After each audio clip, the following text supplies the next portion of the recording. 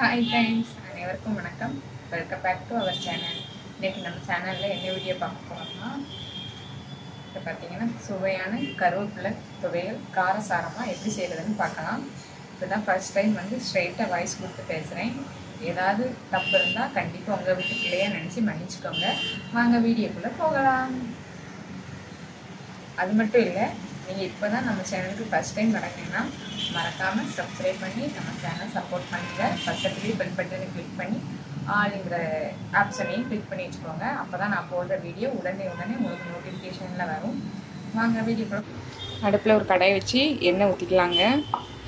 ஒரு 3 ஸ்பூன் அளவு எண்ணெய் ஊற்றிக்கிறேன். எண்ணெய் சூடானதுக்கப்புறமா 3 ஸ்பூன் உளுந்தம்பருப்பு, 3 ஸ்பூன் கடலைப்பருப்பு எடுத்து வச்சுருக்கேன். அதை இப்போ சேர்த்துக்கலாம். சேர்த்து நல்லா பொன்னிறமாக வதக்கிக்கலாங்க. அடுப்பு லோ ஃப்ளேமில் வச்சுக்கோங்க. ஹையாக வச்சிங்கன்னா கருகிரும். பொன்னிறமாக வந்தால் மட்டும் போதும். அதுக்கப்புறம் நம்ம ஒவ்வொரு பொருளாக சேர்த்துக்கலாம். கொஞ்சம் கலர் மாதிரி வந்திருக்கு. இப்போ ஒரு 10-12 காஞ்ச மிளகாய் எடுத்து வச்சுருக்கேன். அதை சேர்த்துக்கலாம். உங்கள் காரத்துக்கு தகுந்த மாதிரி கூட்டி குறைச்சி சேர்த்துக்கோங்க. இதையும் நல்லா வதக்கிடலாம். ஒரு 20 பல் பூண்டு, அப்புறம் ஒரு சின்ன துண்டு இஞ்சி கழுவிட்டு கட் பண்ணி வச்சுருக்கேன். இப்போ அதையும் உள்ளே சேர்த்துக்கலாம். சேர்த்துட்டு ஒரு வதக்கிக்கலாம். ஒரு 8 சின்ன வெங்காயம் இந்த மாதிரி 2ஆக கட் பண்ணி எடுத்து வச்சுருக்கேன். இப்போ அதையும் சேர்த்துக்கலாம்.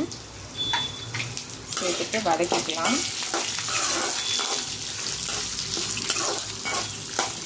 வதக்கும் போதே பார்த்தீங்கன்னா வாசனை கமகமன்னு வருது.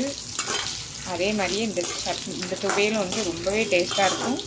மறக்காமல் கண்டிப்பாக ட்ரை பண்ணி சாப்பிடுங்க. இது ஹேருக்கு ரொம்பவே நல்லது, கண் பார்வைக்கு ரொம்பவே நல்லது. நம்ம சேர்த்த பொருள் எல்லாமே நல்லா வதங்கிட்டு இப்போ புளி சேர்த்துக்கலாம். புளி சேர்த்துட்டு ஒரு தடவை மிக்ஸ் பண்ணி விட்டுருங்க. இல்லைன்னா ஒரே இடத்துல ஜாரில் ஒட்டிக்கிடும். அப்படியே அப்புறம் நல்லா இருக்காது.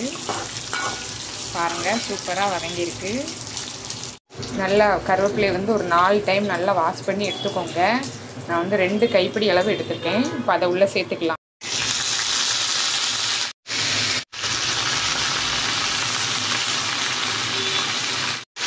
இது ரொம்ப வதங்கணும்னு இல்லை, லைட்டாக ஒரு 2 நிமிஷம் வதக்கினா போதும்.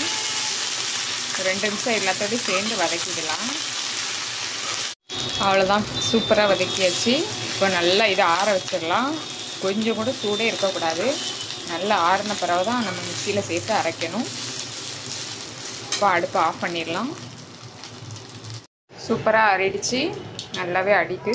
இப்போ ஒரு மிக்சி ஜாரில் மாற்றிக்கலாம். மிக்சி ஜாரில் மாற்றியாச்சு. ஃபஸ்ட்டு தண்ணி ஊற்ற வேண்டாம். ஃபஸ்ட்டு குறப்பாக அரைச்சிக்கலாம். அதுக்கப்புறம் தேவையான அளவு உப்பு சேர்த்துக்கலாம். உப்பு சேர்த்துட்டு தண்ணி சேர்த்துப்போம். ரொம்ப சேர்த்துறாதீங்க, கொஞ்சமாக சேர்த்துக்கலாம். பாருங்கள், சூப்பராக அரைச்சாச்சு. ரொம்ப தண்ணி ஊற்றிடாதீங்க. தண்ணி ஊற்றினீங்கன்னா ரொம்ப தண்ணியாக ஆயிரும். இந்த மாதிரி கட்டியாக தான் இருக்கணும். பாருங்கள் எவ்வளோ கட்டியாக இருக்குன்னு. இந்த மாதிரி அரைச்சிக்கோங்க நீங்களும். அவ்வளோதான் ஃப்ரெண்ட்ஸ், சூப்பராக அரைச்சாச்சு. டேஸ்ட்டும் ரொம்ப சூப்பராகவே இருக்குது. கண்டிப்பாக மறக்காமல் நீங்களும் ட்ரை பண்ணி பார்த்துட்டு எப்படி இருக்குன்னு கமெண்டில் சொல்லுங்கள். தேங்க்ஸ் ஃபார் வாட்சிங். பாய்.